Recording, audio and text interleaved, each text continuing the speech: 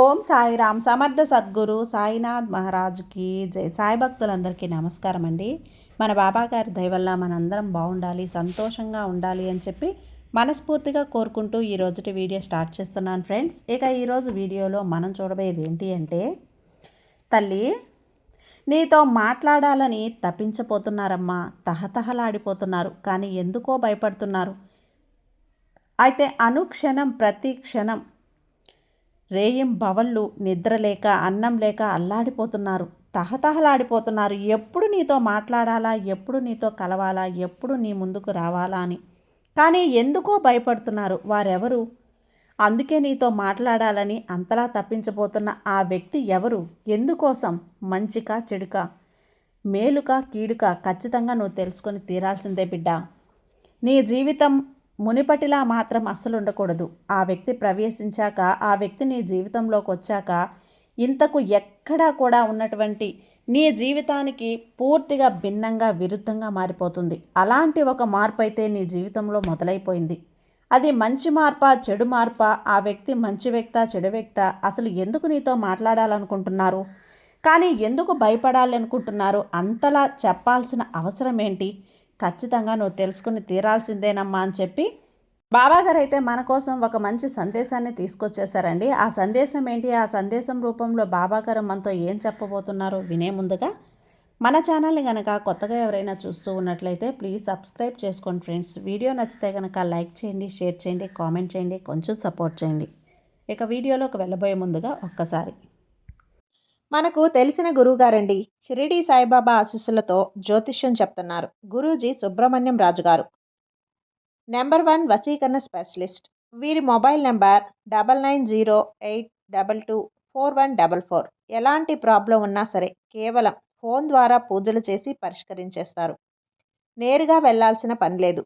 పర్సనల్గా మీట్ అవ్వాల్సిన అవసరం కూడా లేదు. ఉన్న చోటనే కదలకుండా, మూడో కంటికి తెలియకుండా మీ మొండి సమస్యలను సైతం మీరు పరిష్కరించుకోవచ్చు. ప్రేమ, పెళ్లి, ఉద్యోగం, రాజకీయం, విదేశీ ప్రయాణం, ధనం నిలకడగా లేకపోవటం, భార్యాభర్తల మధ్య గొడవలు, ఆస్తి తగాదాలు, అప్పుల బాధలు, స్త్రీలు పురుషులు ఎటువంటి గుప్త సమస్యలున్నా సరే నెంబర్ 1 వశీకరణ స్పెషలిస్ట్. మీ మీద, మీ ఇంటి మీద చెడు ప్రయోగం జరిగినా, చేసి ఉన్నా కూడా నరదృష్టి, నరగోష్ట, సంతాన సమస్యలు, భార్యాభర్తల మధ్య, లవర్స్ మధ్య అనుమానాలున్నా, అపార్థాలున్నా, థర్డ్ పర్సన్ ఉన్నా సరే, అత్తాకోడళ్ళ మధ్య సఖ్యత లేకపోయినా ప్రతి ఒక్క ప్రాబ్లంకి చక్కటి సొల్యూషన్ ఇస్తున్నారండి. మీ వివరాలన్నీ కూడా సేఫ్ అండ్ సెక్యూర్గా ఉంచుతారు. మీకే కాదు, దేశ విదేశాల్లో ఉన్నవారు ఎలాంటి ప్రాబ్లమ్స్నైనా సరే పరిష్కరించుకుంటున్నారు. ఎంతోమంది విదేశాల్లో ఉన్నటువంటి వారు, దిక్కుతోచని పరిస్థితుల్లో, అయోమయ స్థితిలో ఉన్నవారు ఇప్పుడు గురువుగారికి కాల్ చేసి వాళ్ళ ప్రాబ్లమ్స్ని సాల్వ్ చేసుకొని ఈరోజు హ్యాపీగా లైఫ్ లీడ్ చేస్తూ చాలా సంతోషంగా ఉన్నారు. కాబట్టే స్క్రీన్ మీద ఉన్నటువంటి నెంబర్కి ఒకసారి కాల్ చేయండి. మీ ప్రాబ్లంని గురువుగారితో పంచుకోండి. ఖచ్చితంగా గురువుగారు మీ ప్రాబ్లంకి సొల్యూషన్ చూపిస్తారు. ఇక వీడియోలోకి వచ్చేస్తే, తల్లి ఆగు, ఈ క్షణాన్ని పూర్తిగా అనుభవించు. ఎందుకంటే ఈ మాటలు నీ చెవుల నుండి జారి నీ లోపల లోతుల్లోకి ప్రవహించడం మొదలు పెట్టగానే నీ జీవితంలో ఇప్పటి వరకు ఉన్నటువంటి నొప్పి, గందరగోళం, ఎదురుచూపు, అసంపూర్ణ శ్వాసలతో నిండిన ఆ అదృశ్యపు ప్రవాహం నెమ్మదిగా తన రంగును మార్చుకోవటం మొదలు పెడుతుంది. బహుశా నువ్వు ఎప్పుడూ గమనించలేదేమో, కానీ నీ అతి కష్టమైన రోజుల్లో కూడా నీ ఆత్మని మనసు అలసిపోనీలేదు. అది కేవలం మౌనంగా మాత్రమే ఉంది. అది చూస్తూ ఉంది. ఎవరు నీతో నిలబడతారో, ఎవరు నీ కాంతికి భయపడి నీడలో దాక్కుంటారో ఇప్పుడు ఆ ఆత్మ మేల్కొంటుంది. ఎవరు బయట నుంచి వచ్చి నిన్ను కాపాడేందుకు కాదు. నీ లోపల శక్తి చివరి వరకు నిర్ణయించుకుంది. ఏమని? ఇకపై వెనక్కి తగ్గను, ఇకపై తనను తాను చిన్నగా చూసుకొని తక్కువ చూపు చూడను, ఇకపై నువ్వు అడగని ప్రశ్నలకి సమాధానాలు, అనవసరమైన సమాధానాలు ఇవ్వను అని. నువ్వు అనుభవిస్తున్నావు కదా ఒక వింత, ఒక కంగారు, ఒక అయోమయం, ఏదో పగిలిపోయినట్లు, అదే సమయంలో ఏదో పుట్టుకొస్తున్నట్లు. ఎందుకంటే ఒక ఆత్మ తన సొంత శక్తిని గుర్తించడం మొదలు పెట్టగానే పాత బాధల్ని కోల్పోతాయి. అదే క్షణంలో నీ చుట్టూ ఉన్న ప్రకృతి అతి గాఢమైన రహస్యాలతో ఒకదాన్ని నీ ముందుకు తీసుకొస్తుంది. అంటే ఈ బాబా ప్రకృతి ద్వారా నీకు కొన్ని సందేశాలు, కొన్ని సూచనలు పంపిస్తాడు. నువ్వు అప్పుడప్పుడు అర్థం చేసుకోవాలి, హెచ్చరికతో ఉండాలి. కానీ ఇంకా ఏమరపాటుతో ఉన్నావు అంటే నీ సాయి నీకోసం పంపుతున్నటువంటి సందేశాలను కూడా నువ్వు అందుకోలేవమ్మా. ఇప్పటి వరకు నీ జీవితంలో జరుగుతున్నది అదే. తల్లి, నువ్వు అనుకుంటూ ఉన్నావు ఒక్కొక్కసారి, నా సాయి నన్ను మర్చిపోయాడు, నన్ను పట్టించుకోవటం లేదు అని. ఎంత మొక్కినా, ఎన్నిసార్లు గుడికి వెళ్ళినా, ఎంత పిలిచినా, ఎంత తలిచినా కనీసం నా వైపు కన్నెత్తి కూడా చూడలేదు అనుకుంటున్నావు కదా. కానీ నీకు తెలియని విషయం ఏంటో తెలుసా? నేను పట్టించుకుంటున్నాను, నేను చూస్తున్నాను, గమనిస్తున్నాను. నీకోసం ఏదో చేయాలని ఆరాటపడుతున్నాను బిడ్డ, తహతహలాడిపోతున్నాను. కాకపోతే నేను పంపే సందేశాలని నువ్వు తీసుకోవటం లేదు. నేను నేరుగా ముందుకు రాను. ఒక మాట రూపంలోనో, ఒక సందేశం రూపంలోనో, ఒక పాట రూపంలోనో, లేకపోతే ఒక వ్యక్తి రూపంలోనో ఏదో ఒక విధంగా నీకు సహాయం చేయాలని వస్తాను. వాటన్నింటినీ కూడా నువ్వు అందుకోలేకపోతున్నావు, గుర్తించలేకపోతున్నావు. ముఖ్యంగా ఎందుకంటే నీకున్నటువంటి జీవితం కారణం కావచ్చు, నీకున్న ఆలోచనలు కావచ్చు, నీకున్న అయోమయం కావచ్చు, నీకున్న గందరగోళం కావచ్చు. ఈ పరిస్థితులన్నీ వెరిసి ఏమవుతుంది, అసలు నీ చుట్టూ ఏం జరుగుతుందో గమనించే స్థాయిలో నువ్వు లేవు, గమనించే స్థితిలో నువ్వు లేవు. అలా ఉన్నావు కాబట్టి ఈ సాయి ఇంతకాలం పంపిన సందేశాలను నువ్వు అందుకోలేకపోయావు. అందుకే ఈరోజు నీ బాబా, నీ తండ్రి పని కట్టుకొని మరీ వచ్చాను. నా బిడ్డ ఎన్ని సందేశాలను పంపినా అందుకోలేకపోతుంది కదా. అందుకోకపోతే తను ఎప్పుడు ఇలాగే ఉండాలి కదా, తన జీవితాన్ని మార్చాలి అన్న ఉద్దేశంతో ఈరోజు నీ కోసం ప్రకృతి ద్వారా కొన్ని సూచనలు తెలియజేయబోతున్నాను. కొన్ని సంకేతాలను నీ ద్వారా నేను పంపించబోతున్నాను. జాగ్రత్తగా గమనించు. అయితే ఆ ప్రత్యేక వ్యక్తి నీ హృదయం ఎటువంటి కారణం లేకుండా వేగంగా కొట్టుకునేది. ఆ ఆలోచనలోనే నీ శ్వాస లయ మారిపోయేది. అతను యాదృచ్ఛికం కాదు. అతను నీ కథలో ఇప్పటికే రాసి పెట్టుబడి ఉన్న అధ్యాయం ఇప్పుడు చదవబోతుంది. నీకు అనిపిస్తుంది కదా కల్పన మాత్రమే అని. ఇవన్నీ ఎందుకు జరుగుతాయి బాబా, ఎలా జరుగుతాయి అన్న అనుమానం ఇలా చెలరేగింది కదా. నాకు తెలుసు. సత్యమేంటో నీకు తెలుసా తల్లి? ఒక కోరిక నీ రక్తంలోకి దిగిపోయినప్పుడు, ఒక స్వప్నం నిన్ను నిద్రపోనివ్వకుండా జీవించినప్పుడు ఆ కోరికని ఆ ప్రకృతికి ఆదేశంగా మారుతుంది. నువ్వు ఇప్పుడు ఆ బిందువు వద్ద నిలబడి ఉన్నావు. నీ ఇచ్చ అవసరంగా మారిన ఆ స్థానంలో, హృదయం నుండి మారిన ఆ స్థానంలో, హృదయం నుండి లేచిన అవసరం ఈ సృష్టి యొక్క ప్రతి క్షణాన్ని నీ దిశను మార్చుకునేలా చేస్తుంది. అందుకే గాఢమైన పిలుపును మళ్ళీ మళ్ళీ చెప్పాల్సిన అవసరం లేదు. అది కేవలం దాన్ని నువ్వు అనుభవించాలి. ఎందుకంటే ఇది ఇప్పటికే నీ ప్రతి గుండె దడలోనూ ఉంది. నువ్వు చాలా కాలంగా నిన్ను నువ్వు నిందించుకుంటూ ఉన్నావు కదా. నీ ఆలోచనలతో పోరాడావు, నీ బలహీనతను దాచావు.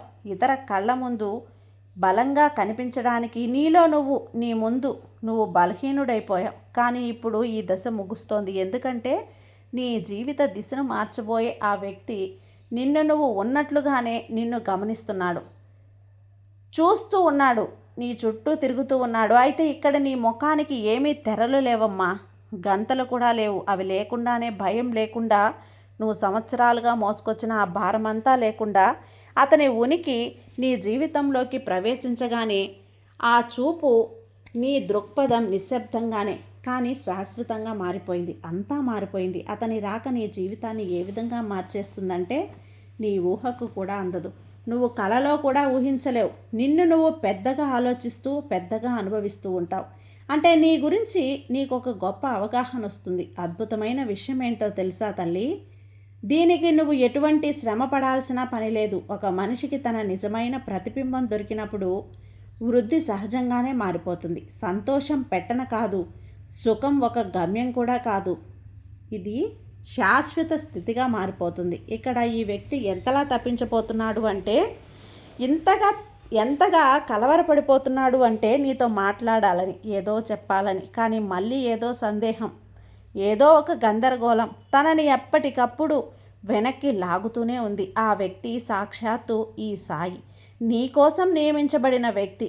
నీకోసం నియమించాడు. చెప్పాను కదా, నేను సహాయం అంటూ చెయ్యాలి అంటే మనుషుల రూపంలో కాదు, ఒక మాట రూపంలోనో, ఒక చేత రూపంలోనో, నేనిక్కడ ఇచ్చిన వాక్యాలను సరిదిద్దడానికి ప్రయత్నిస్తాను, చేస్తాను అనే అందులో భాగమే ఈ వ్యక్తి కూడా. ఈ వ్యక్తిని రాతలోని తలరాతలోని కథలో రాసేసి పెట్టబడిన ఒక అధ్యాయం. ఆ అధ్యాయం ఇప్పుడు నీ ముందుకు రాబోతుంది.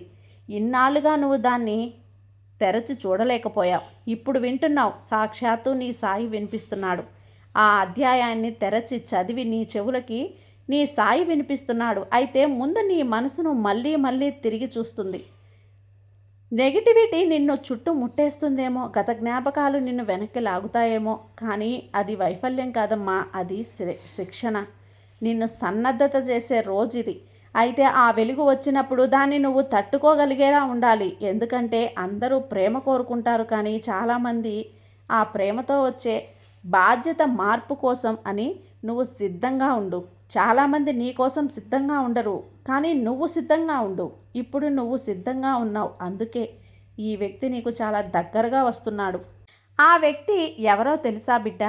నీతో మాట్లాడాలని తప్పించి ఆరాటపడుతున్న ఆ వ్యక్తి, నీ మేలు కోరే ఒక వ్యక్తి. ఆ వ్యక్తి ఇంతకాలం కూడా నిన్ను వెనక గమనిస్తూ నీ చర్యలని, నీ మాటలని, నిన్ను చేష్టలని, నీ పనులని ప్రతి ఒక్కటిని కూడా గమనిస్తూ వస్తున్న వ్యక్తి. నీ మీద ఒక అభిమానం పెంచుకున్న ఒక వ్యక్తి, ఒక గౌరవం పెంచుకున్న ఒక వ్యక్తి. ఎలాగైనా నీతో మాట్లాడాలి, ఎలాగైనా నీతో పరిచయం పెంచుకోవాలి, ఎలాగైనా నీతో పనులలో పాలు పంచుకోవాలి. ఎందుకంటే ఒక విలువైన వ్యక్తిగా తన స్థానంలో, తన మనసులో నీ స్థానం ఉంది. అందుకే ఆ వ్యక్తి నీతో మాట్లాడాలి, పరిచయం పెంచుకోవాలి అంటూ తహతహలాడిపోతున్నాడు. కానీ మాట్లాడాలంటే ఏదో భయం, ఎందుకో జంకు. ఇక్కడ అని కష్టంలో ఉన్నప్పుడు తన చేయూతని ఇవ్వాలని, నువ్వు చెప్పలేని ప్రాబ్లంలో ఉన్నప్పుడు, చెప్పలేని సమస్యలో ఉన్నప్పుడు తను నీకు తోడుగా ఉండాలని, అంటే ప్రతి ఒక్క చోట కూడా కష్టంలో సుఖంలో నీ తోడుగా నీ నీడగా ఉండాలని తాను ఎంతో ఆరాటపడుతున్నాడు. అంటే నీ దగ్గర ఉండాలి అన్నట్టు వాళ్ళ ఆలోచన. అయితే ఆ వ్యక్తి మీ మీద గౌరవం ఉంచుకున్న ఒక వ్యక్తి కావచ్చు, ఒక అభిమానం ఉన్న వ్యక్తి కావచ్చు, ఒక స్నేహితుడి రూపంలో కావచ్చు, మంచి మిత్రుడి రూపంలో కావచ్చు, ఒక ప్రేమను చూపించే వ్యక్తి కావచ్చు. నీకంటే చిన్న వ్యక్తి అయితే నిన్ను ఒక గురుస్థానంలో చూసి నీ దగ్గర అన్నీ కూడా నేర్చుకోవాలి అనుకునే వ్యక్తి కావచ్చు. నీకన్నా పెద్ద వ్యక్తి అయితే ఎంత చిన్న వయసులో నీకు ఇదంతా ఎలా అబ్బింది అని అబ్బురపడి తన తెలివితేటల్ని కూడా నీ ముందు ఉంచి నీ ఎదుగుదలకు ఉపయోగపడాలని చూడొచ్చు. ఇలా ఏ రూపంలోనైనా కావచ్చు. కానీ ఆ వ్యక్తి అయితే నిన్ను కలవాలని, నీతో మాట్లాడాలని తహతహలాడిపోతున్నాడు. ఇది నీ సాయి వేసిన ప్రణాళిక. ఎందుకంటే నీ జీవితం మార్చడానికి, నీకు తోడుగా నీడగా ఉండడానికి, నీ ఎదుగుదలకు ఉపయోగపడడానికి ఒక వ్యక్తిని పంపిస్తున్నాను. జాగ్రత్తగా గుర్తించి ఆహ్వానించు. కొత్త వాళ్ళని కూడా అందరిని నమ్మి మోసపోకు తల్లి. కొన్ని రోజుల తర్వాత వాళ్ళెవరు అనేది నీకే తెలుస్తుంది. జాగ్రత్తగా విని తెలుసుకో. ఆనందపడతావు, సంతోషిస్తావు. నీ బాబా మీద నమ్మకంతో ఉండమ్మా, నీకు అంతా మంచిగా జరుగుతుంది. నీ సాయి నీకు తోడుండగా నీకు భయం ఎందుకు చెప్పు. సర్వేజన సుఖినో భవంతు. జై సాయిరాం.